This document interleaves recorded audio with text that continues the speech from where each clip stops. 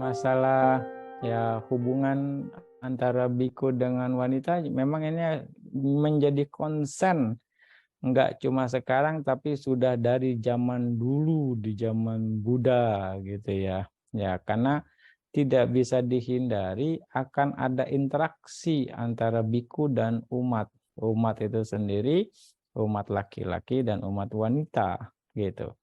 Nah, motivasinya akan beragam karena banyak orang ya punya banyak banyak sudut pandang, punya banyak tujuan gitu kan.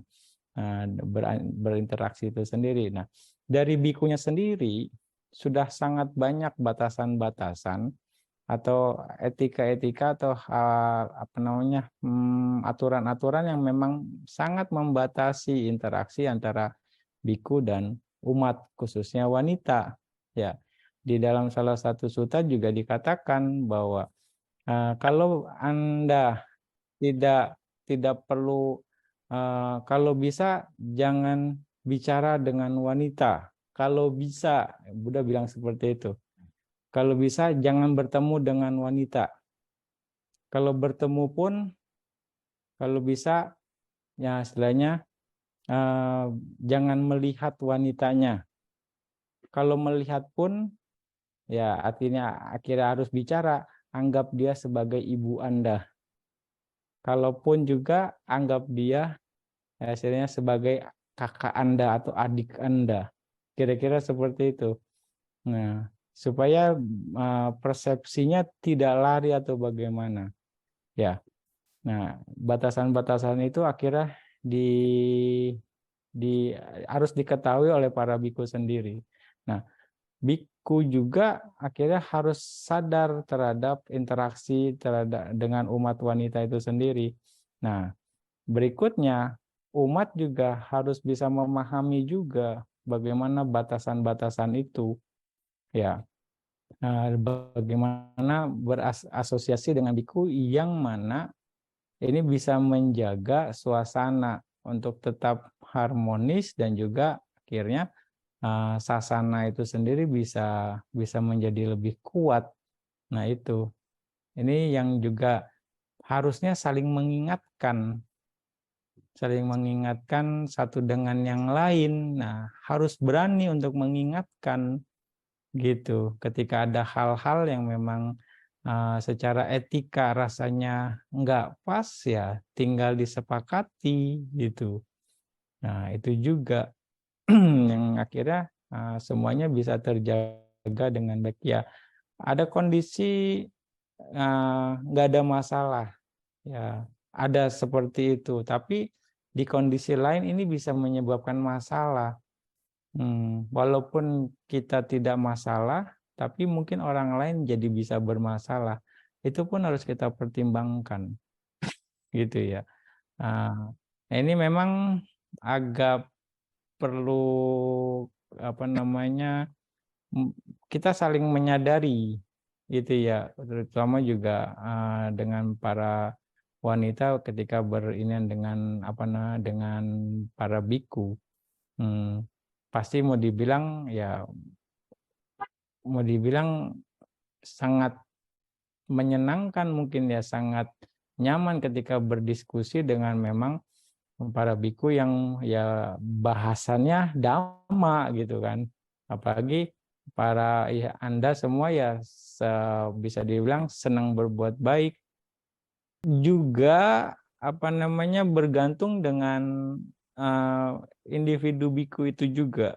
Ya, kadang juga kita bisa mengerti ada batasan-batasan, artinya daya tahan seseorang akan berbeda. Satu biku dengan biku yang lain pun ini berbeda. Ya, daya tahannya. Artinya ketika memang nggak masalah, ya secara pribadi biku itu akan mengerti ke batasannya sampai seberapa jauh.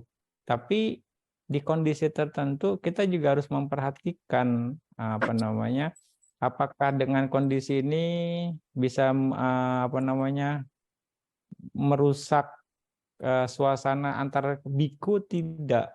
Nah, itu juga suasana ini juga harus diperhatikan dengan baik. Hmm. Nah, dalam batasan-batasan norma-norma normal atau dalam kondisi-kondisi normal itu masih bisa diterima. Ya, nah, istilahnya. Karena bagaimanapun juga di zaman Buddha pun banyak umat wanita juga dekat dengan para biku, termasuk dengan Buddha sendiri, bisa dikatakan. Ya, mau dari sisi mananya juga, artinya mereka bisa mendekat, apalagi kepada Buddha. Mau dikatakan ya, kayak misalnya Wisaka, terus juga Ambawana, Ambapali, itu murid-muridnya Buddha wanita, dan mereka cantik-cantik, mau dikatakan. Dan Buddha ganteng. Itu Buddha jadi daya tarik sendiri buat para wanita. Mungkin aja banyak wanita yang jadi bikuni karena Buddha ganteng gitu. Dan itu ya akhirnya mereka mendekat, berusaha untuk ya dekat dengan Buddha, dekat dengan Sangga. Ya yang Bante tahu gitu. Kayak Bante Ananda itu ganteng, pangeran, dan juga banyak didekati oleh para wanita. Apalagi Bante Ananda itu asistennya Buddha, atendennya. Dia yang urus semua urusan yang berhubungan dengan umat. Gitu, dengan janjian mau ketemu Buddha, mau ini harus melalui Bante. Dan semua ke sana, umat wanita, pria. Tapi Bante Ananda punya kemampuan untuk memberi batasan yang jelas gitu. Ya, biasanya para biku juga akan punya batasan yang jelas gitu. Sampai seberapa jelasnya gitu. Artinya masih dalam batasan-batasan normal, oke, masih bisa ditoleransi.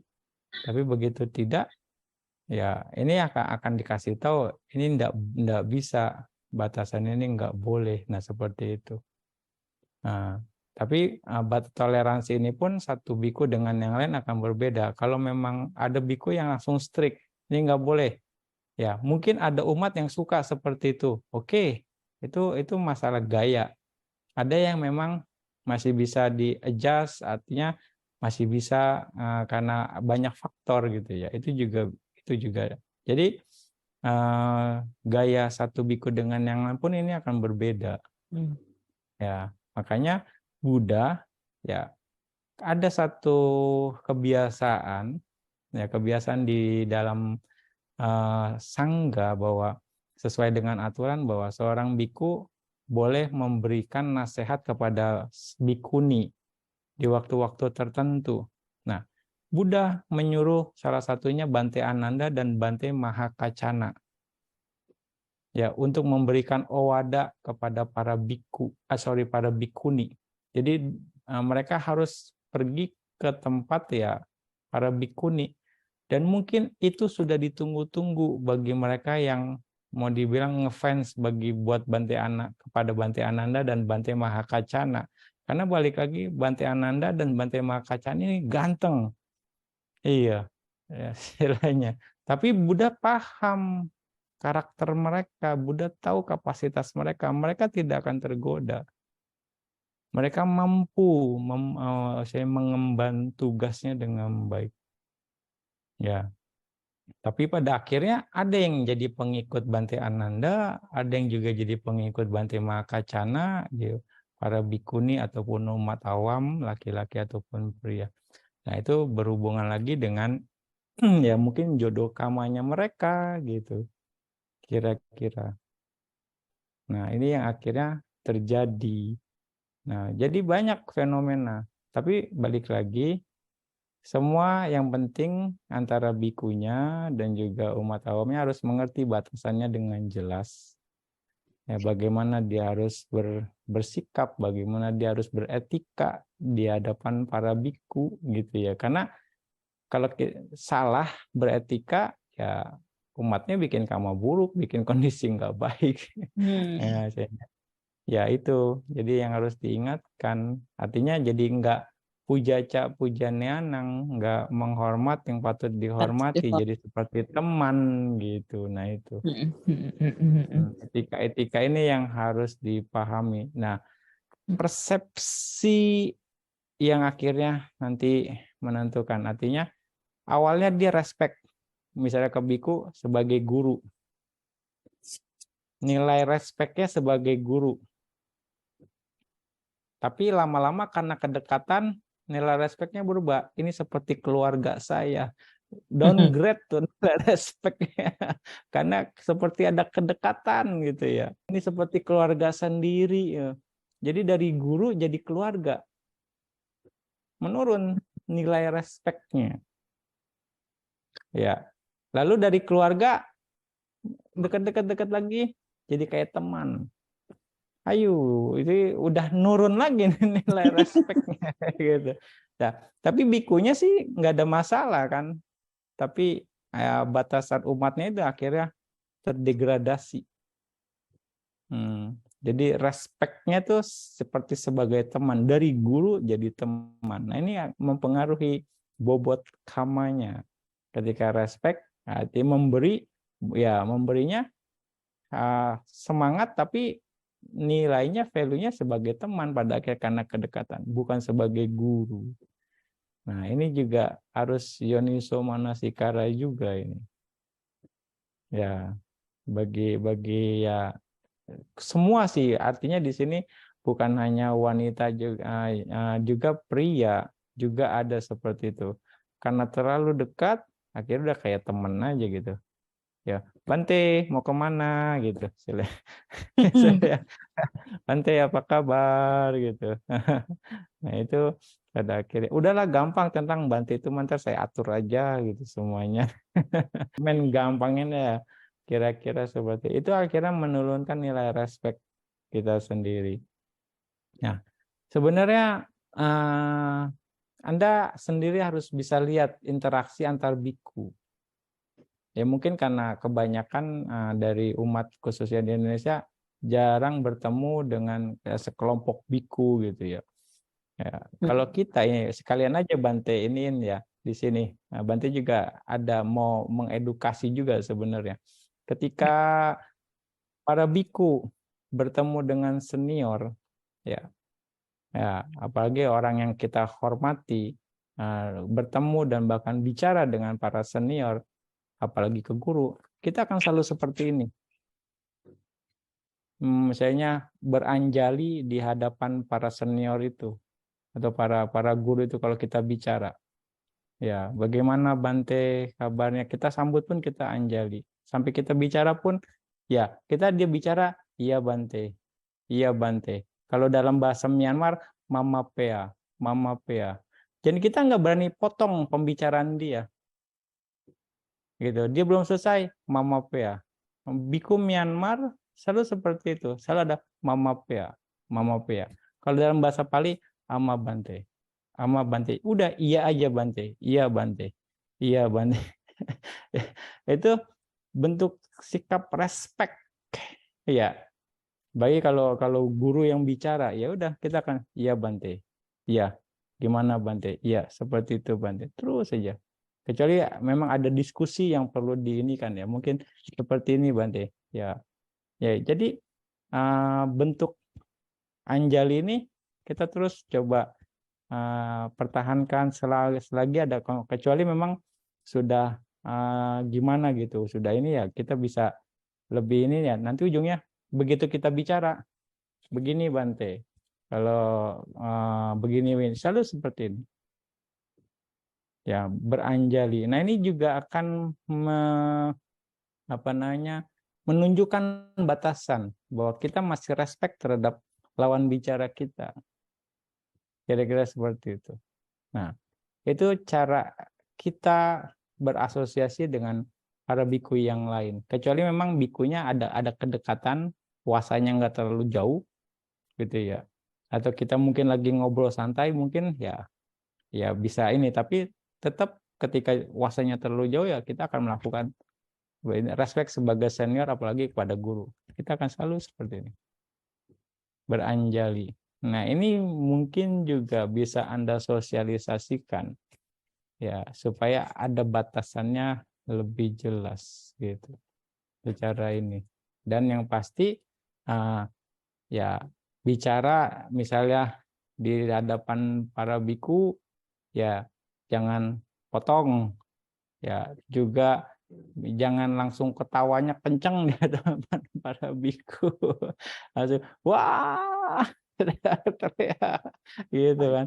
Nah, itu juga bagian dari etika, gitu. Nah itu kadang ya balik lagi ketika umat udah dengan biku terlalu dekat, akhirnya ya kadang overlapping gitu. Kadang overlapping. Ya, bisa seperti itu. Ya, jadi artinya ya memang ya, Anda sesama teman atau yang dalam dalam istilahnya ketika ada ini saling mengingatkan, jangan seperti itu. Bahkan kita akan kalau biku, kita punya aturan bagaimana duduk di hadapan para biku, senior tuh guru, jangan berhadapan langsung. Terus juga jangan duduknya dari posisi duduk aja itu menunjukkan gitu. Ya. Terus jangan duduknya dekat jendela yang terbuka atau di mana angin masuk gitu. Posisi pintu kita akan perhatikan. Jendela juga. Supaya apa? Kalau kita bau badan nggak langsung kena ke gurunya gitu, anginnya masuk. Sekarang mungkin ada kipas angin, nah kita harus lihat posisi kipasnya di mana. Itu bentuk nggak sopan, nggak respect secara ini. Dan juga ada aturan lagi kalau di ruangan, ya kalau para biku nih ya, satu ruangan, misalnya ada lampu atau AC atau kipas angin, kalau ada senior di ruangan itu, kita matiin lampu aja, kita harus izin senior. Yang paling senior. Jadi nggak langsung ini gelap langsung matiin. Ini AC-nya ini langsung dikecilin. Ini AC-nya dipasang ini enggak. Kita harus izin. Bante, saya matiin lampu ya Bante. Oh silakan silakan. Itu etika kita. Jadi senior ngomong apa, misalnya nggak usah nyalain aja, saya nggak betah. Ya udah semua harus terima. AC juga. Misalnya seniornya senang dingin, ya udah saya nggak betah panas, ya udah paling juniornya pakai selimut atau pakai apa double gitu, menyesuaikan, bukan AC-nya yang bukannya dikecilin gitu ya, penting atau nego. Itu bentuk etika yang kita lakukan juga untuk respect. Kadang kan kita seperti itu kan, misalnya lampu kayaknya nggak perlu nih, matiin cetek cetek gitu, padahal ada bantainya di situ misalnya. Main matiin aja langsung ya. Mungkin itu yang memang perlu edukasi. Tapi kalau dari para biku itu sudah menjadi kebiasaan kita, itu bagian dari peraturan dari sisi etika ya. Itu sebenarnya kalau diterapkan di rumah pun bagus gitu. Ya istilahnya ya kalau kata apa yang lebih yang tua ya ketika ini ya sudah kita ikut saja gitu kan. Mau bagaimana? Etika-etika seperti itu. Nah, itulah batasan-batasan yang memang lambat laun pun ya ini harus diedukasi. Nah, kondisi-kondisi ini supaya bisa suasananya lebih baik dan apa namanya? Respeknya tetap ada satu dengan yang lain. Kira-kira seperti itu.